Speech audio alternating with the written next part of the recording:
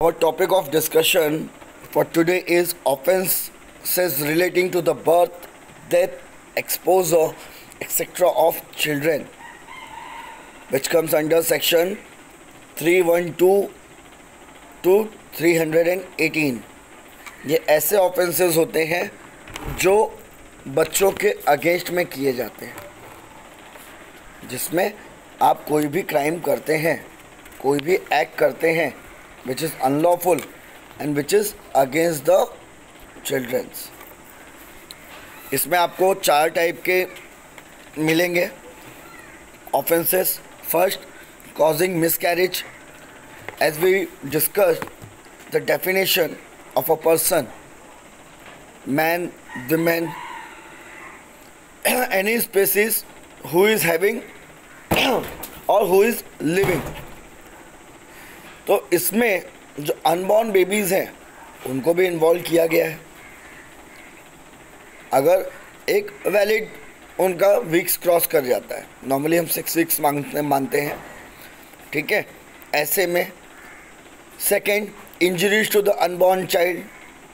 किसी pregnant lady पे आपने हमला किया, उसको असॉल्ट किया, तो कहीं ना कहीं इनडायरेक्टली उसके जो वूम में जो बच्चा है उसको भी आप इंजर्ड करते. बहुत सारी आपने देखी हैं कि जब वो लेडी, प्रेग्नेंट लेडी कहीं गिर पड़े या कुछ शॉक हो तो उसके जो अनबॉर्न बेबी हैं उस पर भी इफेक्ट पड़ता है इन चीज़ों का. थर्ड वन है एक्सपोजर एंड अबंडनमेंट ऑफ इन्फेंट्स. आपने देखा होगा इलीगल अफेयर्स की वजह से जो बेबी बॉर्न होते हैं उनको कचरे में या यहाँ वहाँ फेंक देना, ये भी क्राइम है अगर आप ये ऐसा कुछ करते हुए पकड़े गए. और फोर्थ वन है कंसीलमेंट ऑफ बर्थ. आपने उसकी बर्थ को छुपा के रखा है, छुपाया है तो कुछ उसका मोटिव होगा. बट जनरल रूल ये है कि every birth and every death should be registered. और if you conceal the birth of a child then it is a punishable offence. अब हम एक एक को डिस्कस करते जाते हैं लाइन से. फर्स्ट है causing miscarriage, section 312 to section 314. Offense relating to the miscarriage are following two: voluntary causing women with child to miscarry otherwise than in a good faith for a purpose of saving the life of the women and without her consent. Pregnant lady है, आप ऐसा कुछ कर रहे हैं जिसकी वजह से उस प्रेग्नेंट लेडी पर नुकसान आ सकता है. ओके, उसके बेबी को नुकसान हो सकता है, बट यहाँ पे भी गुड फेथ और कंसेंट देखा जाता है. फॉर एग्जांपल, एक प्रेग्नेंट लेडी रास्ता क्रॉस कर रही है, उसका ध्यान नहीं है कि सामने से फास्ट मूविंग व्हीकल आ रहा है.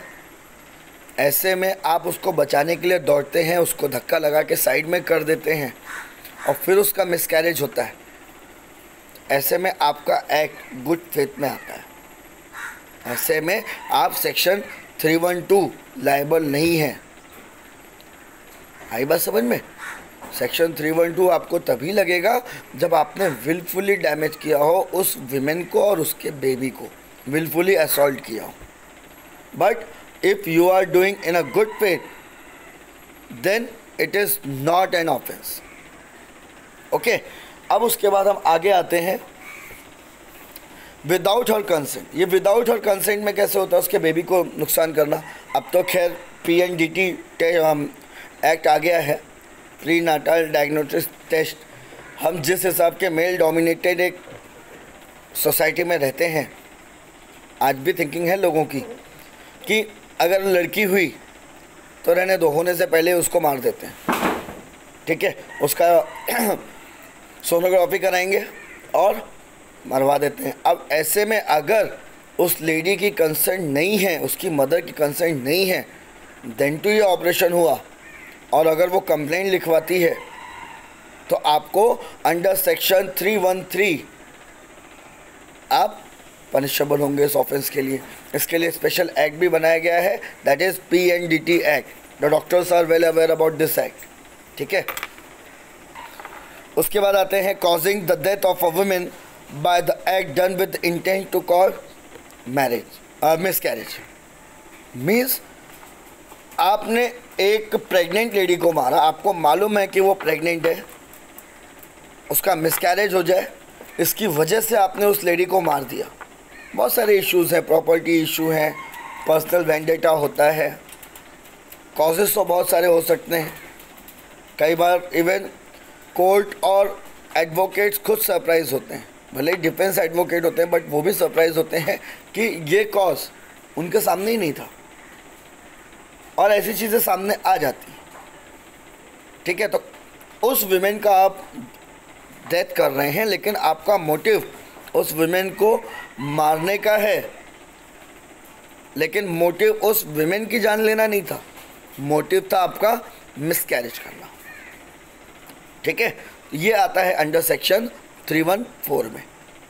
अब उसके बाद आते हैं unborn child, section 315, section 316, that is injuries to the unborn child, doing an act without good faith with intent to prevent a child being born or to cause it to die after birth, section 315 में। यहाँ पे भी intention ज़रूरी है। आपने जो उसकी death cause की है उस बच्चे की जो मदर्स वूम में है, आपने इंटेंशनली की, आपने जानबूझ के ऐसी इंजरी पहुँचाई कि या तो वो मदर्स वूम में ही मर जाए या बाहर निकले तो मरा हुआ ही पैदा हो। आई बात समझ में? ऐसे में you are liable for booked under section 315, causing a death of a quick unborn child by an act amounting to the culpable homicide। छोटा सा बच्चा पैदा हुआ है नया नया, अब ऐसे में उसको बहुत केयर की ज़रूरत होती है। ठीक है, वो केयर की ज़रूरत के बाद अब जो भी आपको उसमें करना है आगे, उसमें आपने थोड़ा केयरलेस किया, being as a medical staff और being as a normal person उसको ऐड किया, और उसकी बराबर केयरिंग ना होने की वजह से उस बच्चे की डेथ हो जाती है। आपने देखा है हॉस्पिटल्स में ऐसे आते रहते हैं किस्से। ऐसे में भी वो कहीं ना कहीं उस बच्चे की डेथ होती है तो वो कल्पेबल होमिसाइड आप पे लगेगा। कॉजेज उसके टाइप्स अलग अलग हैं। ओके, तो ये आपको आता है under section 316। The next one is exposure and abandonment of infants, section 317। Exposure of and abandonment of a child under 12 years by the parent or person having care of child with intention of wholly abandoning it is an offense। कई बार आपने देखा है कि बच्चों को लोग पालना नहीं चाहते। यस, पेरेंट्स भी होते हैं कई, वो पालना नहीं चाहते। ऐसे में उस बच्चे को वो छोड़ देते हैं, किसी पब्लिक प्लेस में छोड़ देंगे, रेलवे स्टेशन में छोड़ देंगे, ट्रेन में छोड़ देंगे पेरेंट्स, या फिर ऐसा आदमी जिसके ऊपर उस बच्चे का पूरा केयरिंग का भार है। और ये चीज़ अगर प्रूफ हो जाती है, बच्चे का स्टेटमेंट आ जाता है कि ये अंकल ने या मेरे मॉम डैड ने मुझे जानबूझ के छोड़ा था, तो it is a punishable offence, और इसमें आपको 7 years तक का पनिशमेंट लगता है विथ फाइन और बोथ। ये सेक्शन 317 में पनिशेबल होता है। If a child dies in a consequences of exposure, the offender will also be guilty of a murder and culpable homicide as the case may be। Section 317 में ही ये भी आता है। जैसे आपके यहाँ पे कोई सर्वेंट है, छोटा सा बच्चा लोग रखते हैं कई बार, और उसको आपने जानबूझ के ठंड के मौसम में बाहर रखा हुआ है घर के, एक्सपोजर दिया है इन्वायरमेंट का, और उससे उसकी डेथ हो जाती है। छोटे छोटे होटल्स में आपने देखा होगा, छोटे छोटे बच्चे काम करते हैं। ऐसे में उसको वो प्रॉपर ट्रीटमेंट नहीं मिली, एक्सपोजर की वजह से उसकी डेथ होती है।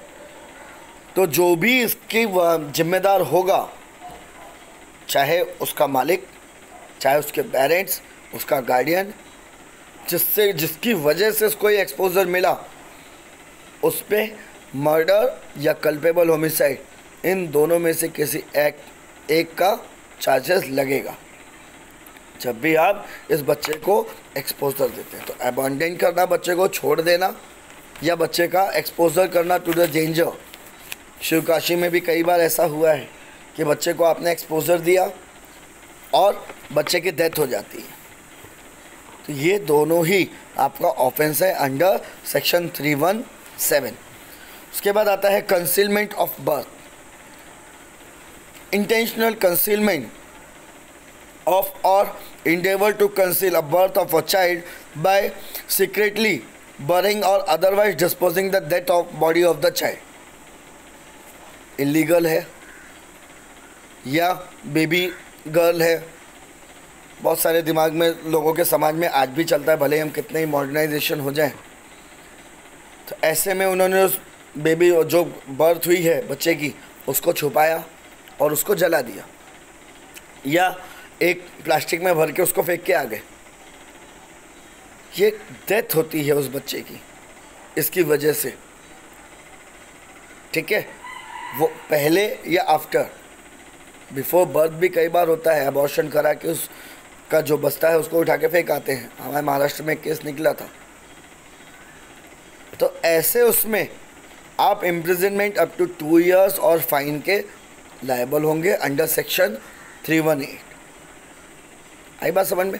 अब ऐसे में कई बार ये क्वेश्चंस आते हैं कि रेप के बाद जो एक उसके मदर्स वूम में एक बच्चा आया उसका क्या, या कई बार ये टैबू चीज़ें हैं, लेकिन कई बार ऐसा होता है कि लड़कियां अपने घर में ही इन सारी चीज़ों का शिकार हो जाती हैं अपने क्लोज वन से ही, और ऐसे में वो प्रेग्नेंट हुई, देन टू उनको एबॉर्शन अलाउड नहीं है unless and until take the permission from the court.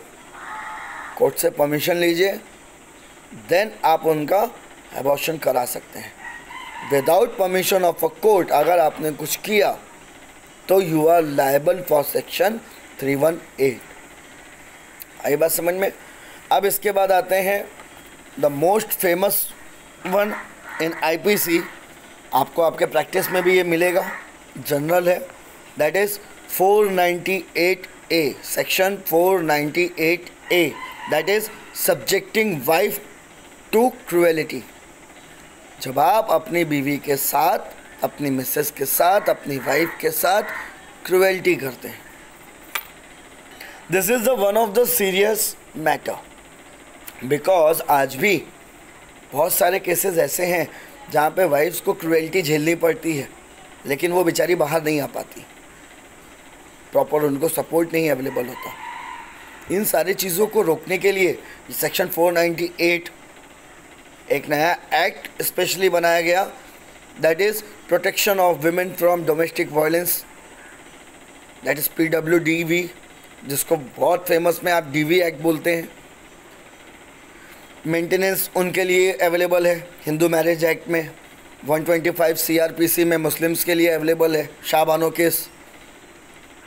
और इसमें एक चीज़ याद रखिएगा, DV एक्ट में अगर आपने केस फाइल किया, then too the principle of double jeopardy लागू नहीं होता है यहाँ पर।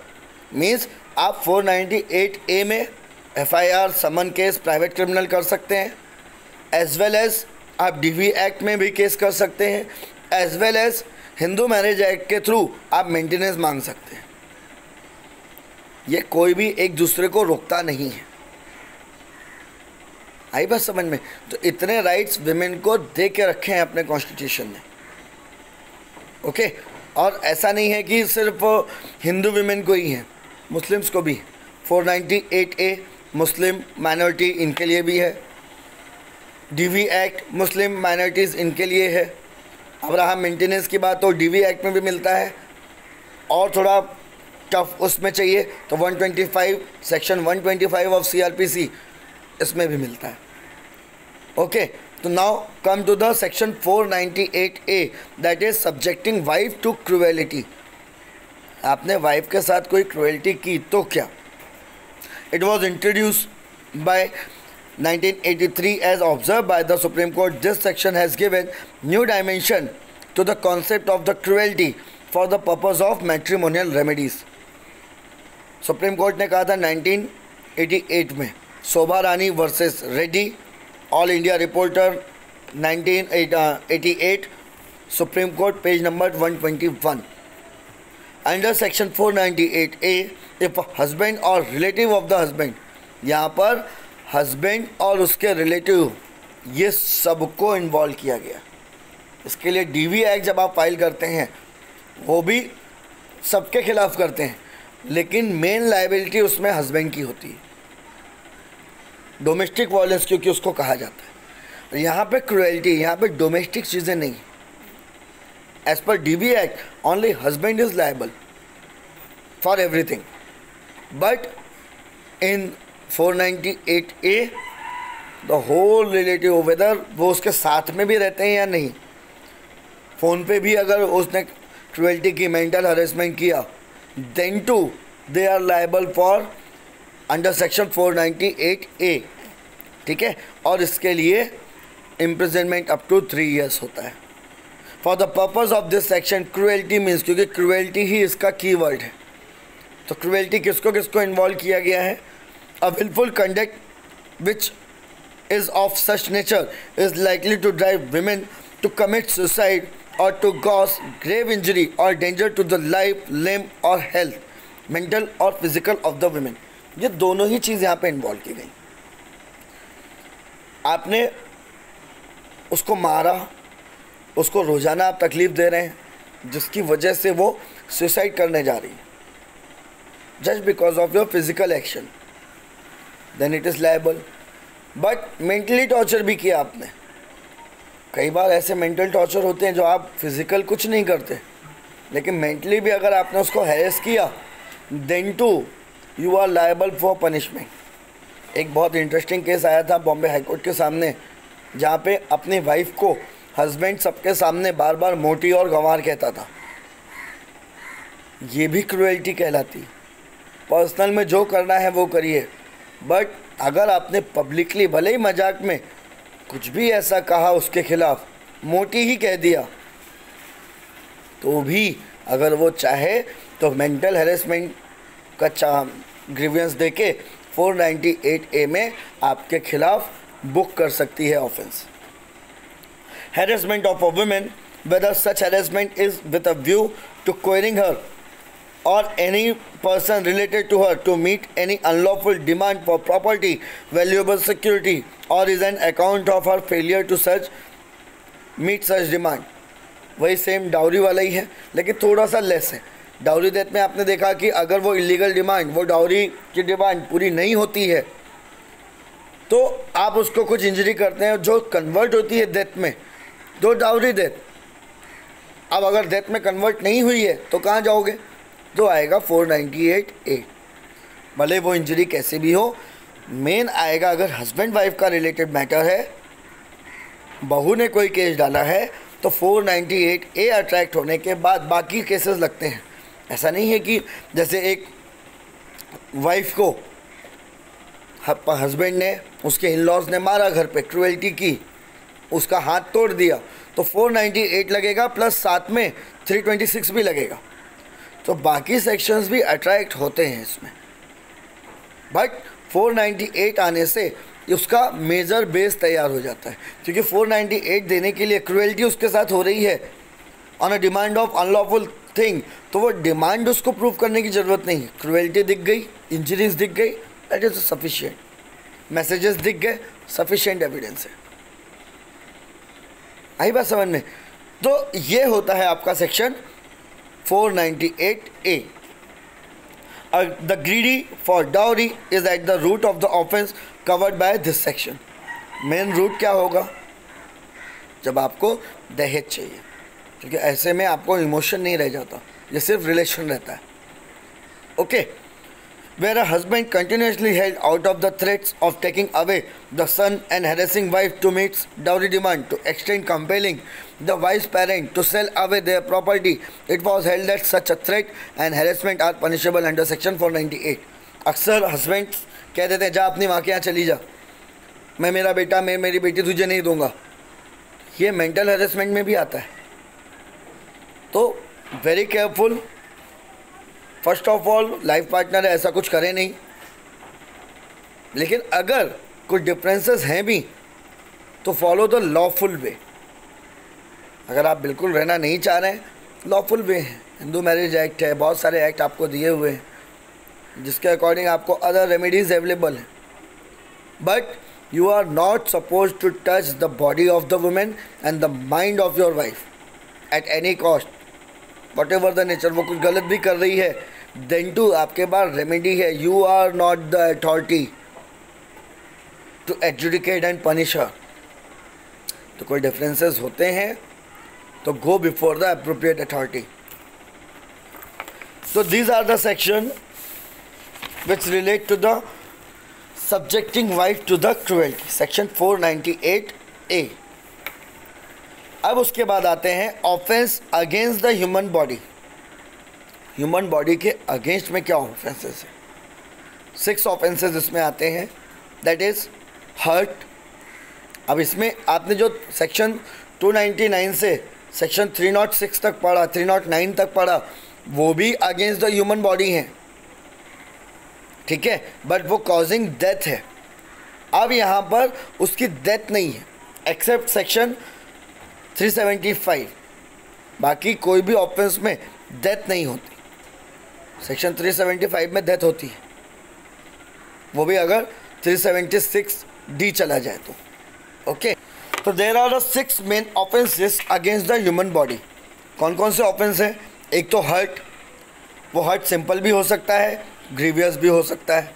मीन्स आपने किसी को थप्पड़ मारा तो सिंपल हर्ट में आता है. एक धक्का वक्का दे दिया, सिंपल हर्ट में. लेकिन आपने जो इंजरी की, आपका जो असॉल्ट हुआ, उसकी वजह से सामने वाले को कोई कट आ गया, स्टिचेस आ गए, उसको कोई ऐसी मार लग गई, ऐसी चोट लग गई, 2-3 दिन या उससे ज़्यादा उसके ऊपर टिक गई, ब्लड निकल आया, ये ग्रीवियस हर्ट में आता है. इसके 2 पार्ट है. वो आता है सेक्शन 319 टू सेक्शन 338 तक. उसके बाद आता है रॉन्गफुल रिस्ट्रेन और रॉन्गफुल कन्फाइनमेंट. रॉन्गफुल रिस्ट्रेन मतलब आपके यहाँ कोई आया है, अब आप उसको कहीं जाने नहीं दे रहे, वो रॉन्गफुल रिस्ट्रेन है, अगेन हिज विश. और रॉन्गफुल कन्फाइनमेंट, आप अपने घर पे उसको बंदी बना के रख लेते हैं, जाने नहीं देते, आइदर मेल और फीमेल जो भी है, बट मेजर होना ज़रूरी है. क्योंकि किडनैपिंग का जो सेक्शन होता है उसमें था without the consent of guardian, without the consent of lawful authority. यहाँ पे ऐसा नहीं है. ओके, तो उसको कहते हैं रॉन्गफुल गेन और wrongful consignment. That is section 339 to 348. उसके बाद criminal force and assault. Criminal force use करते हैं. फोर्स 2 तरीके की हो सकती है, एक लीगल फोर्स भी होती है या रीजनेबल अमाउंट तक भी होती है. जैसा आपने सेल्फ डिफेंस में पढ़ा कि that culpable homicide is allowed, but culpable homicide वो बहुत लास्ट पार्ट होगा. आपने डिफेंस इस हिसाब से ही लिया है कि सामने वाले की डेथ हो जाए, then it is also wrong. अगर बेहोश करने से काम चलता है तो वो करो. तो फोर्स भी रीजनेबल यूज़ की जाती है. उसके बाद kidnapping, abduction, sale of a minor, slavery और फोर्स लेबर, ये सारे बच्चों से रिलेटेड है. Section 359 to section 374. उसके बाद rape section 375 and unnatural offences section 377. ये सारे ऑफेंसेस आपके offences against the human body आते हैं. सबसे पहले हम शुरू करते हैं simple hurt, section 319, 321 and 323. Whoever causes bodily pain, disease, infirmity to any person is said to cause hurt. तो जो तबलीगी जमात के जो हैं जिनके ऊपर ये चार्जेस लग रहे हैं वो सेक्शन 319 में भी बुक किए जा सकते हैं. मीन्स अगर आपने किसी को मारा या आपने डिसीज पहुंचा दी,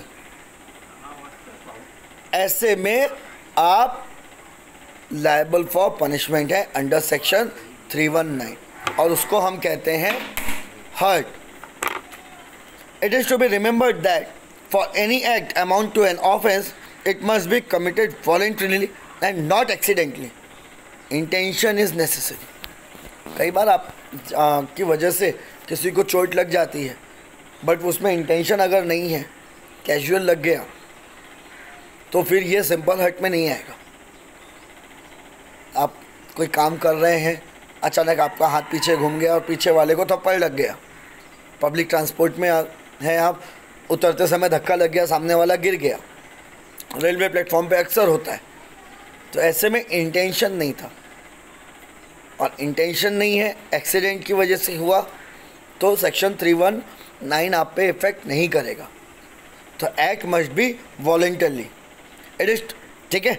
hence section 321 lays down that the person voluntarily causes hurt if he does any act with intention to thereby causing hurt to any person or with knowledge that he is likely to thereby causing hurt, imprisonment for 1 year, 1000 rupees fine or both।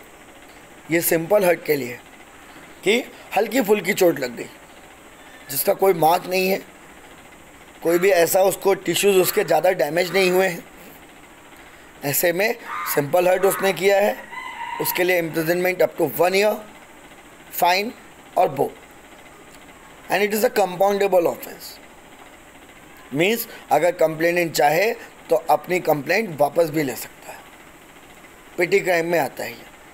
उसके बाद आते हैं grievous hurt, section 320, 322, 325। ये थोड़ा सा serious, थोड़ा सा, ज़्यादा नहीं, थोड़ा सीरियस होता है। The following kinds of a hurt designated as a grievous hurt. Grievous hurt किसको कहते हैं? 8 उसके पॉइंट दिए हुए हैं। Emasculation, emasculation means performing an operation by which a man is deprived of his masculine power. Hence this offense cannot be committed on a woman.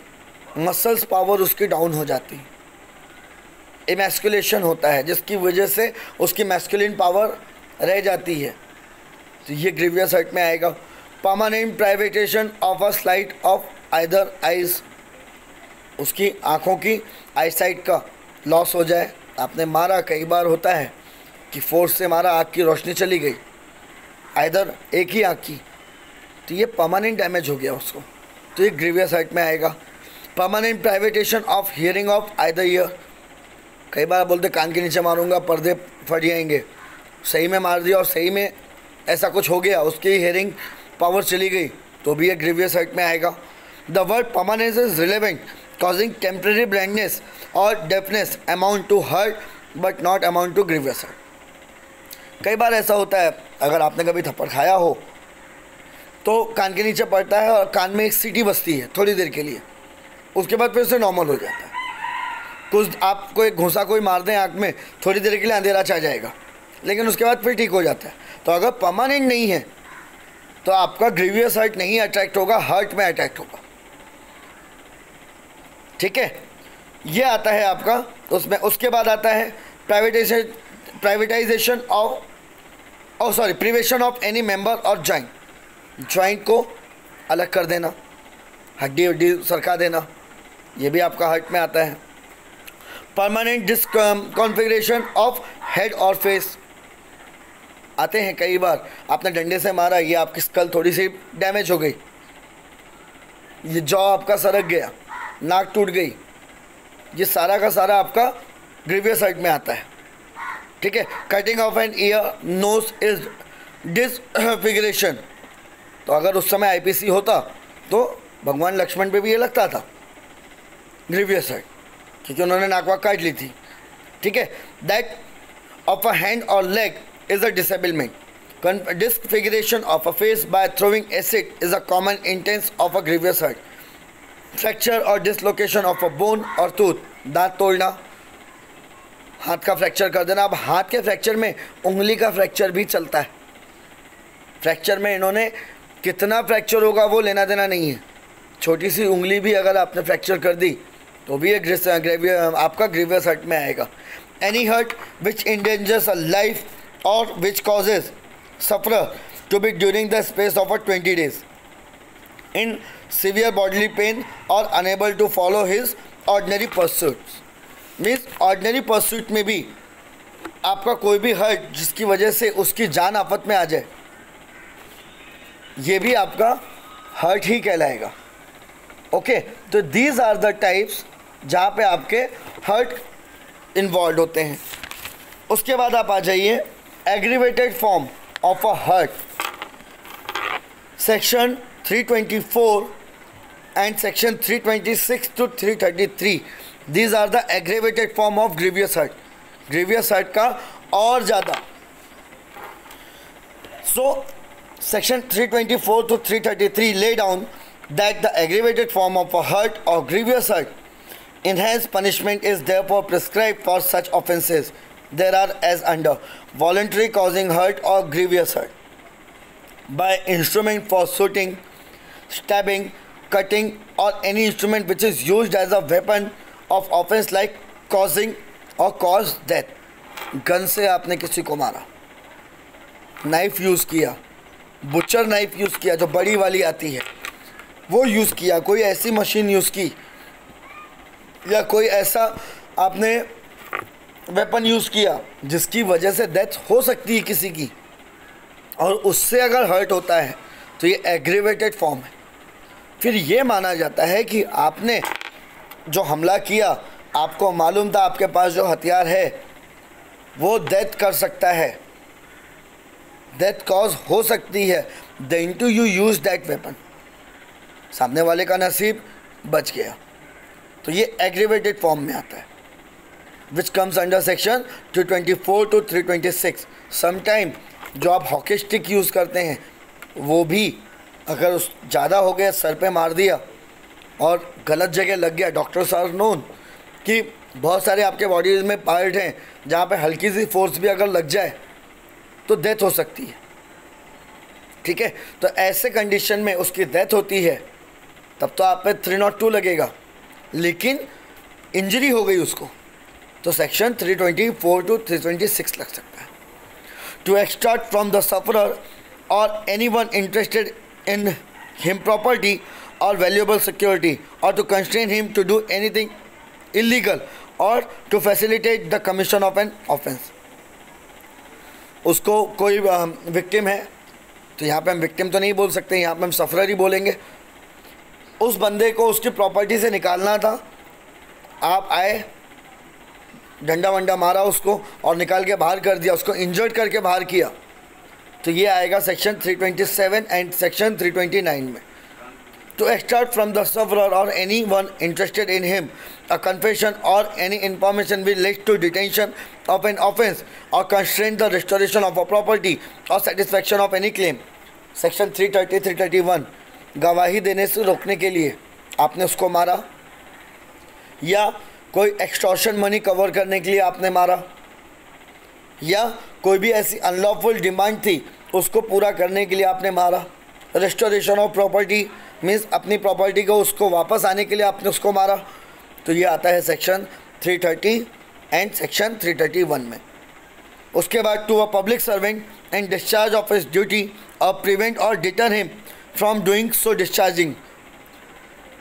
Offence against public servant वो तो section लगेंगे ही लगेंगे, यहाँ पे भी उसको उसकी ड्यूटी करने से आपने रोका, और रोकने के साथ साथ आपने उसको इंजर्ड किया। आजकल आ रहा है लॉकडाउन में बहुत सारी चीज़ें हो रही हैं, आप पुलिस वालों को और हेल्थ सर्विस वालों को मार रहे हैं, ऐसे में अगर उनको ग्रीवियस हर्ट हो जाता है तो सेक्शन 332 सेक्शन 333 भी अट्रैक्ट होगा। इसके लिए जो छोटी सोच के लोग हैं या नॉलेज नहीं है वो बोलते हैं अरे इतने सारे सेक्शन लगा दिए हैं, ये कहीं ना कहीं वेंडेटा है गवर्नमेंट का। ऐसा नहीं है, इतने सारे सेक्शन ऑलरेडी आईपीसी में दिए हुए हैं, और ईच एंड एवरी सेक्शन को अट्रैक्ट होना ही होना है अगर आप ऐसा कोई कांड करते हैं। ठीक है, उसके बाद causing hurt by administering poison और स्टफिफाइंग इंटॉक्सिकेशन और unwholesome drug with intent to commit और facilitate the commission of an offence. आपने पॉइजन दे दिया किसी को सिर्फ हर्ट करने के लिए, इंटेंशन आपका डेथ करना नहीं था, फूड पॉइजनिंग कर दी।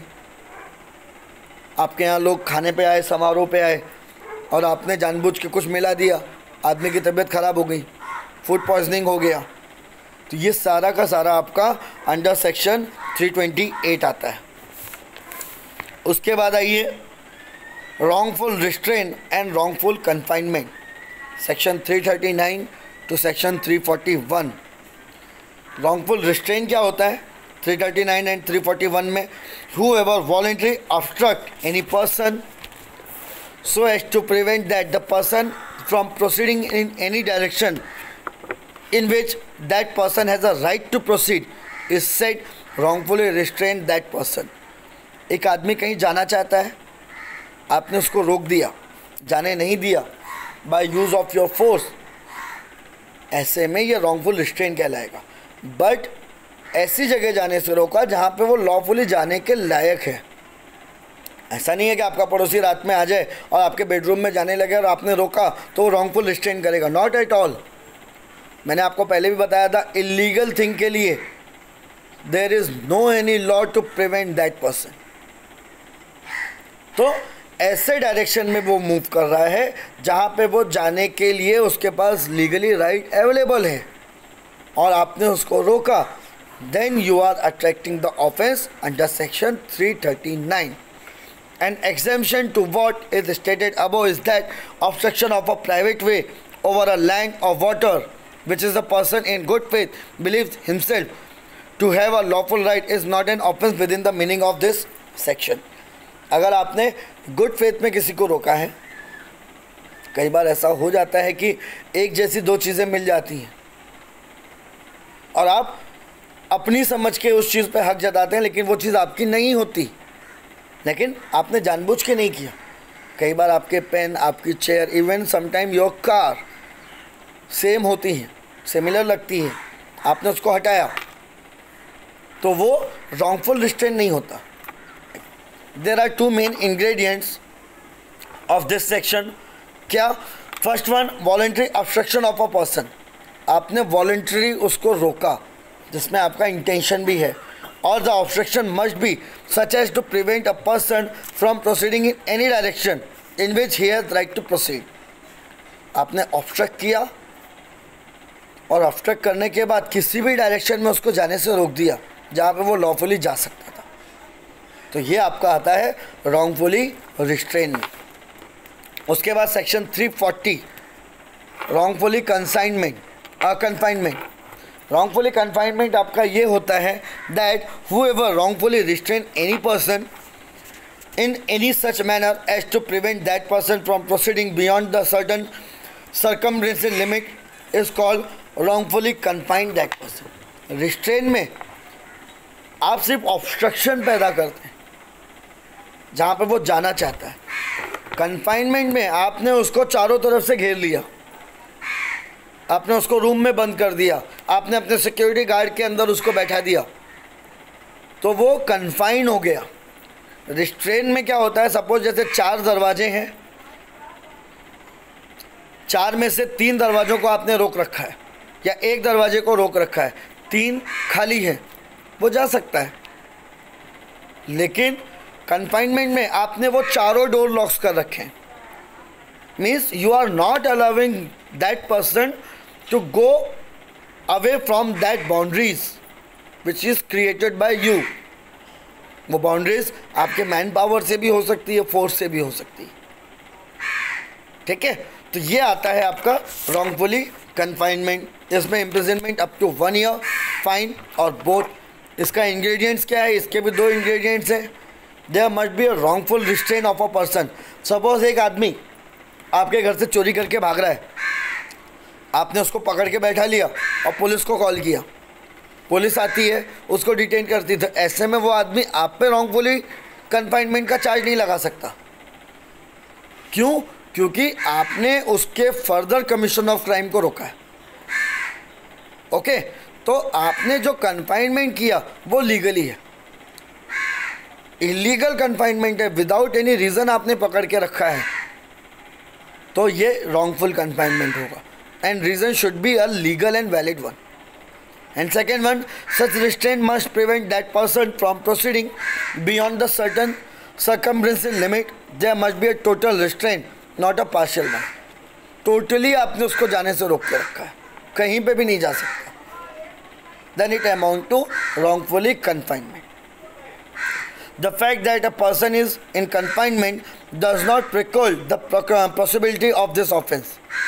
There may be an imprisonment within an imprisonment। Means आपको imprisonment के अंदर imprisonment, हमने solitary confinement देखा था, जहाँ पे आप imprisonment में तो होते हैं, उसके बाद और imprison आपको कर दिया जाता है, ठीक है। तो ये सारा का सारा अगर वो wrongfully है तो वो wrongfully confinement में आ जाएगा।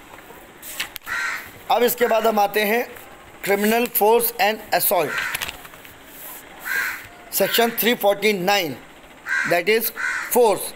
A person is said to use a force to another person if he causes a motion, change of a motion or cessation of a motion to that person.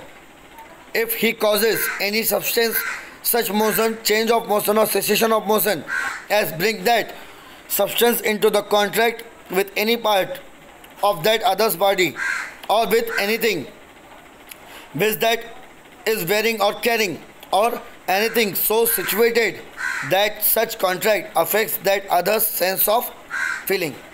Force, जब आप ऐसा power use करते हैं जिससे सामने वाले की right जो है, उसका राइट टू मूव है, राइट टू फोर्सिबिलिटी ऑफ कॉन्ट्रैक्ट है, और एनी फ्रीडम, जब आप उसके अगेंस्ट कुछ करते हैं और वो अनलॉफुल होता है, then your action is amount to force.